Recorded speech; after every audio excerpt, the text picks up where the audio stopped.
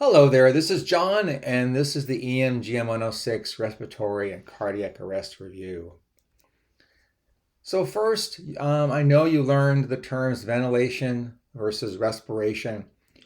And so ventilation is the act of air moving in and out of the lungs, and respiration is the movement of gases across a membrane from the bloodstream.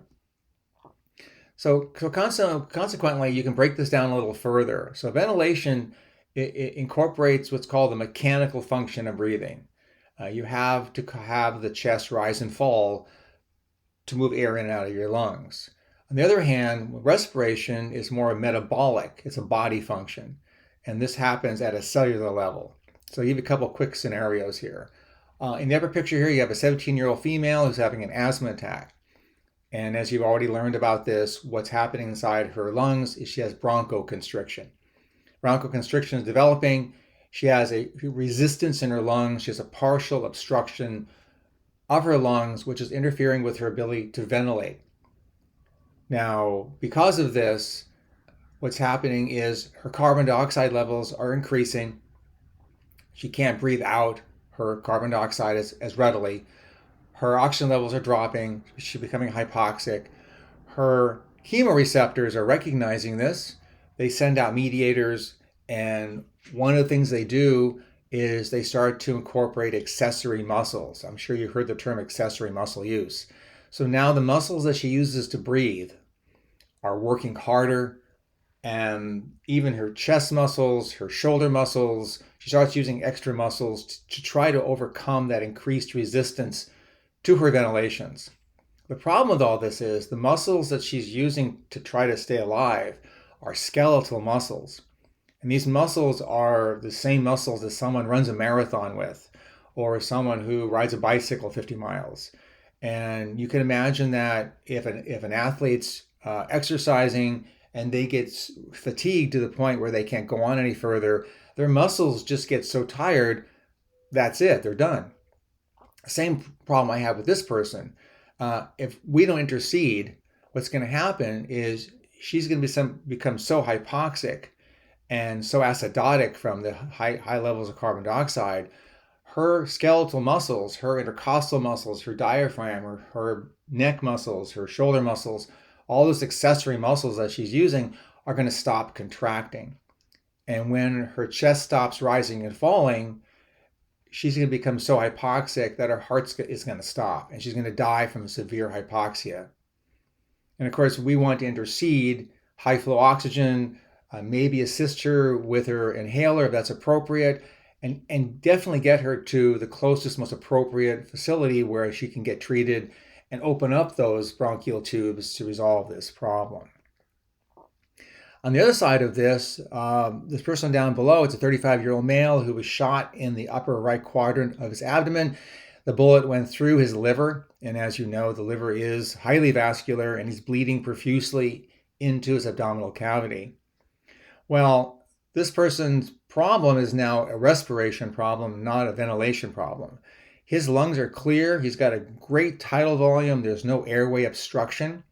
But because he's losing so much blood, his blood pressure is dropping, his perfusion is dropping, and not enough blood is getting back to the lungs to properly take away that oxygen and perfuse the body. So this person is also becoming acidotic because they can't off-gas the carbon dioxide, and they're becoming grossly hypoxic because they can't pick up oxygen. And again, if we don't intercede with high flow O2, rapid transport, shock treatment, going to a trauma center, this person's also going to die of severe hypoxia. So different mechanisms, different chief complaints, but if they're not treated correctly, the same end result. So I know that you guys learned about the various kinds of maneuvers to open someone's airway. It's pretty straightforward. What I have seen in the field, though, is there's some kind of weird disconnect with people. When you have a firefighter, paramedic, EMT, whoever it might be, and they open someone's airway, they automatically assume, and what I mean by opening the airway, I mean like tilt the head back or perform a jaw thrust. They automatically assume that the airway is patent. So just because the head is tilted back and the jaw has been, thrust forward, like you see in the pictures here, it doesn't mean that the airway's patent. And I've seen a number of times, I've gone on calls where you have an unresponsive person, someone's ventilating the patient, and even though they're squeezing the bag, no air is getting in, the chest is not rising and falling. And they're not even recognizing the fact that this is happening. They have this idea that if you squeeze the bag, the air is getting in. Well, it doesn't work that way. So when you're ventilating someone, make sure that chest is rising and falling. If it's not doing that, you've got a problem. And you got to fix that problem, whatever it might be. It might be a suctioning issue. They could have an airway obstruction, maybe in the back of their throat. Maybe they got meat back there or something. Maybe you need to reposition the head, oral and nasopharyngeal airway, something, whatever it is. You've got about a minute to fix this problem. If you can't fix it yourself, call somebody over to help you to do this, because this is a priority situation. If you cannot ventilate a patient, they're going to die. Or if they're already dead, you can't ventilate them, they're not going to recover. So make this your highest priority. Now, I know you've learned to use the OPA. You know how to insert it, how to measure it, and all that. Pretty straightforward. What I do see out in the field a lot, unfortunately, is crews will go on fairly, serious calls. Because if you think about it, if someone needs you to place one of these OPAs, more than likely they're unconscious, maybe even in cardiac arrest. So it's a very high energy dynamic call. And so consequently, the crews will arrive on scene, they'll open up their airway bag, and they'll just grab the very first OPA they can find, and they'll just, drop it in. The problem is they haven't measured it. So there's a good chance that they picked the wrong size. So if they pick one that's too small for the patient's anatomy, what's going to happen is it's not going to grab the tongue and hold the tongue away from the back of the throat. The tongue's just going to fall back on the back of the throat, causing a partial airway obstruction. If they grab the one that's too long or too large, they're going to shove the tongue down the back of the throat, which is going to cause another airway obstruction. So this is when you really need to take that extra 10 or 15 seconds. Look at the patient, pull the OPA out of your airway bag that seems to be roughly about the right size. Do your measurement like you see here in this picture. If it's too small, too big, try a different one. Trust me, this 10 or 15 seconds that you take to do this is going to make your call run so much smoother in the end. Same thing with the nasopharyngeal airway. Properly measure, properly lubricate this device. Insert it carefully so you don't create some kind of nosebleed, which causes more complications. The big thing that I see out in the field with this particular maneuver is crews will try to use the saliva of the patient to lubricate the device. They're too lazy to go into the airway bag and pull out a packet of KY. The problem with the saliva, if you think about what's in someone's mouth, this person's unresponsive, they're in cardiac arrest, whatever it might be. Maybe they vomited, maybe they got food product in their mouth, maybe they've got stomach acids. I know they got bacteria and viruses and other kinds of things in there. And you lubricate this device with the saliva, shove it up their nose. It's not a very good lubricant for one thing. And two, you're introducing all kinds of bacteria and stomach acid into their nasal passages and into their sinuses. You can cause a really bad nasal infection or even a sinus infection from this. So don't do it. When it comes to ventilation, when to use positive pressure ventilation. If you have a patient who's semi-conscious or unconscious and they're not breathing at all, or their breathing is grossly ineffective, it's a slam dunk. You're going to ventilate with a BVM. The time when it gets kind of funky is the gray area. You have someone who's breathing at a normal rate, the chest is rising and falling, but you're not really sure whether it's effective or not. And this almost comes down to some kind of intuition, where you're looking at it, it doesn't feel right, it doesn't look right. Trust me, if you don't think it looks right, it's probably not. So don't be afraid to pull out the BVM on these patients and start ventilating them. As long as you do it correctly and safely, you can't really hurt them, and I guarantee more than likely your intuition is correct and they really did need it. So remember, make sure the mask is sized correctly. We have 6 different sizes of masks on our ambulance and fire trucks. So pick one that fits from the bridge of the nose to the cleft of the chin. Get a good CE grip, double or single CE grip. Make sure you're using the right size BVM.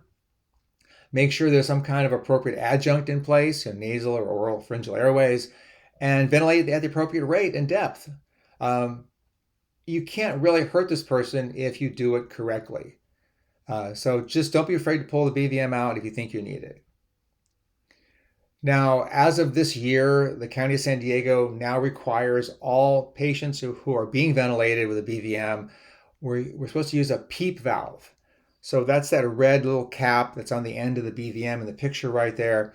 It's got a spring in it, it's got a little valve in it, and you can adjust the pressure, or should I say the paramedics can adjust the pressure for this. And what this does is when you ventilate someone with a bag valve mask, air goes into their lungs, but only a part of it comes out. So the PEEP valve retains some of the pressure in their lungs to keep the lungs open and keep the alveoli open to allow a better exchange of gases. Now, there's a couple contraindications. Because this increases the interthoracic pressure of the person, it can drop their blood pressure. So one of the contraindications is any blood pressure less than 90 systolic before you can use this.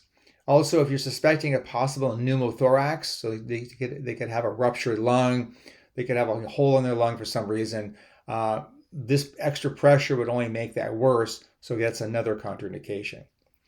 When it comes to EMTs using these, if you're working with a paramedic, you're going to install this PEEP valve on the end of your exhalation port of your BVM. It's already preset at the lowest pressure setting, and EMTs can use these. They can install them. They can ventilate patients with them. The one thing they cannot do is adjust the PEEP pressure. If you're working with a medic, the medic can adjust the pressure. You can still keep using it as an EMT, but you just can't physically change the pressure yourself. So these are pig lungs. I'm sure the Piggy Wiggy's in the barbecue somewhere. And what's going to happen here is this gentleman is going to ventilate. And what I want you to look for is the fact that right now there's no PEEP valve on this system. And you'll notice that when he does ventilate, there's obvious rise and fall of the chest or the lungs, I guess, no chest here. And what you'll notice is pretty much all the air leaves the lungs. Once he attaches the PEEP valve, you'll notice that things change. Let me show you.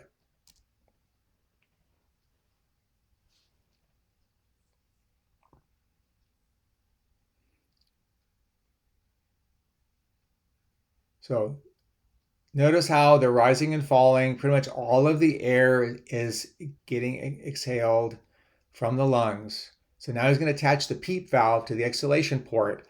And you'll notice now there's actually pressure being retained. And the idea behind this is it opens up the alveoli. This is really good for drowning patients, people with pulmonary edema, CHF patients, asthmatics. It really helps the exchange of oxygen and carbon dioxide, improves it drastically.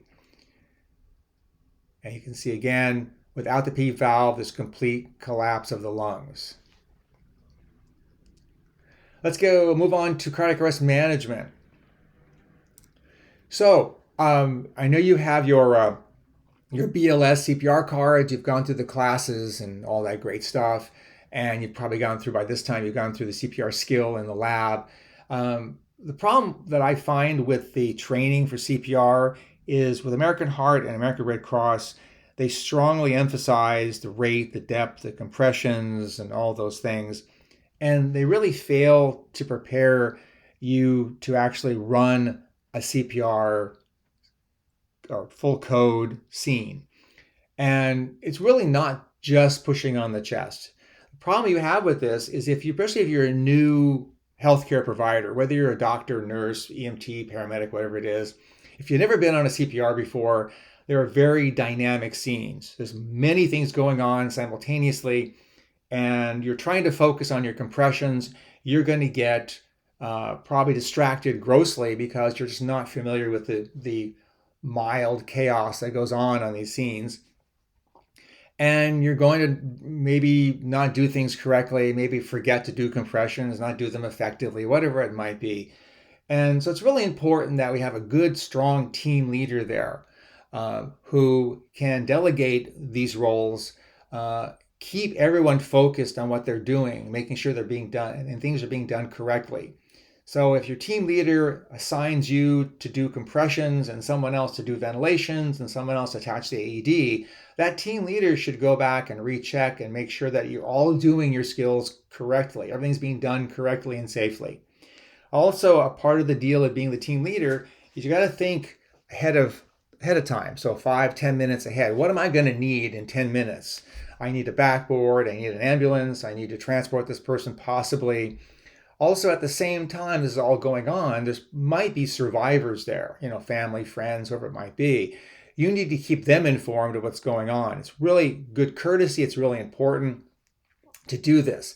So as the team leader, you can do this yourself, or if there's a captain at scene, the fire captain can do this, or someone who's good at dealing with the public and all that can do this as well. Let them know what's going on. Ask them questions about the patients, their name and their medical history and their medical wishes for being resuscitated and things like that. You want to also assess the survivors themselves. They might be overwhelmed emotionally by this process. And there's been a few times where I've gone on a CPR, and even though the person that was dead was not transported because they weren't viable, the actual family member got transported because they were so overwhelmed emotionally by this process that went on in front of them. You also can offer support. You can say, can we call a family member, a friend, a next door neighbor, a clergy possibly, to come and help you through this process. And also at some point, more than likely, the family or friends might want to go to the hospital with you. My choice personally is not to have them in the ambulance with me. I would rather have them being driven by another person in a private vehicle. A couple of reasons. One, I don't want this person to drive. They're already overwhelmed with the emotion. They're distraught, and I really don't want them to crash their car. And so I can ask a neighbor to do this. I can ask a police officer, a family member, whatever it might be, someone else to drive this person to meet us at the hospital. And I always tell them the same thing. You don't have to rush off to the hospital right now. We'll get your loved one to the hospital. They'll do some assessments. Come in like a half an hour or so. Give them some time. Also, the team leader has to think about, so when should they contact the base hospital? Am I going to, stay and play and work on this person at scene, or are we going to scoop and haul and drive fast to the hospital? And when should I contact the hospital and let them know we're coming, if we are coming at all? When it comes to transport, think about what resources you might be. Where are you? How hard is it to get out of that environment? You're a second-story house in Rancho Penasquitos. You're in the back bedroom. You have to go down a flight of stairs and out the door to the ambulance. You need resources. You need extra crews, scoop stretchers, backboards, whatever it takes.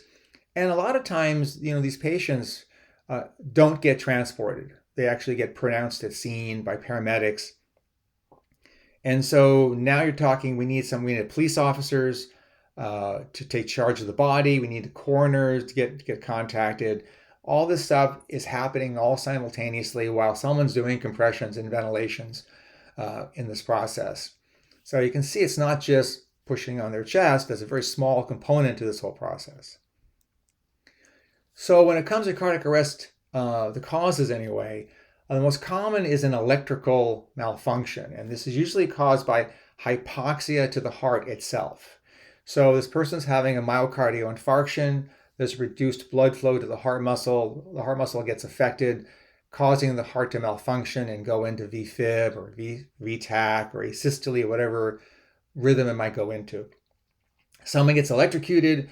Someone's a drowning victim. They're severely hypothermic. Maybe they overdosed on some type of, drug, whatever it might be, stimulants, opioids, whatever it might be. All these lead to severe hypoxia of the heart.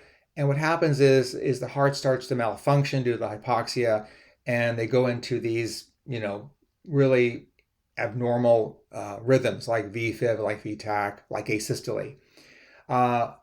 what it comes down to, though, is the heart itself generally is not severely damaged. It's still functional if you can get oxygen back to it and maybe shock it a couple of times to get it back into its normal rhythm.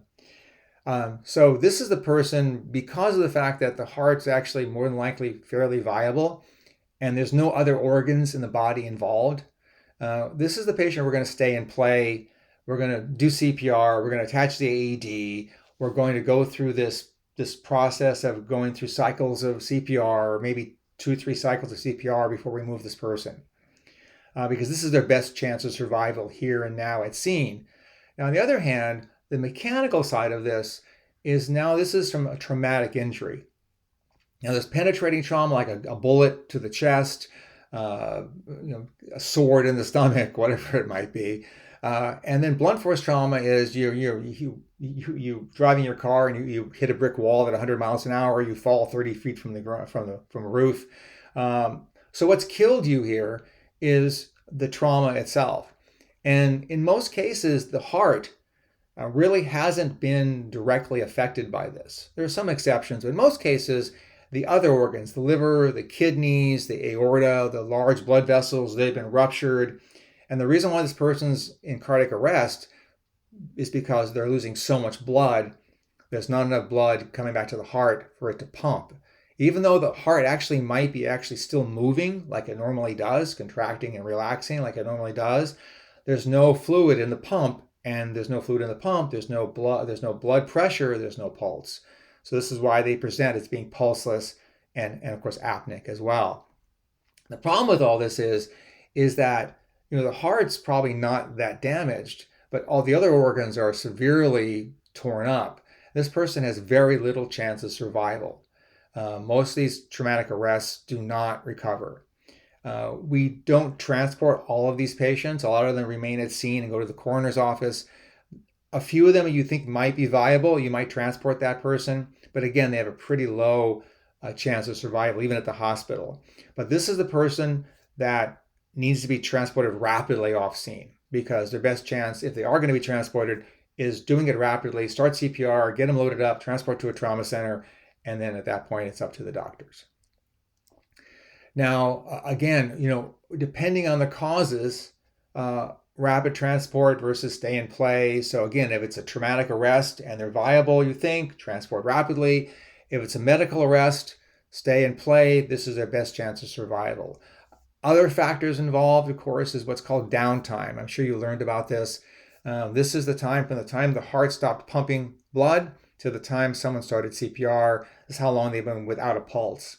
That really does play a large role in their survivability. So it's good to know the downtime if you can get it. If the downtime is less than 5 minutes and it's a medically related arrest, and you start CPR and you go through all your prompts and everything correctly, they have a good chance of recovering higher than normal anyway. If they have a long or prolonged downtime, 10 minutes, 15 minutes, 20 minutes, their chance of survival is really, really low. We still go through the steps of compressions and ventilations and AED and all that on the medical patients anyway. Also plays a role is like where you are, where your scene is. If you're in a public place, I've done CPRs at Walmart, at Petco Park, on the trolley in San Diego. So you're in a public place. You have to decide, okay, it's a medical arrest. They died of a heart attack. I want to stay and play, but I really don't want to do this in public. So you might spend that extra few minutes of loading the person on the gurney onto a backboard, getting them into the back of the ambulance. I mean, you're still doing compressions while you're doing this, and then get them out of the public view and then do the rest of everything in the back of the ambulance. It's going to be your choice about this. Now, law enforcement.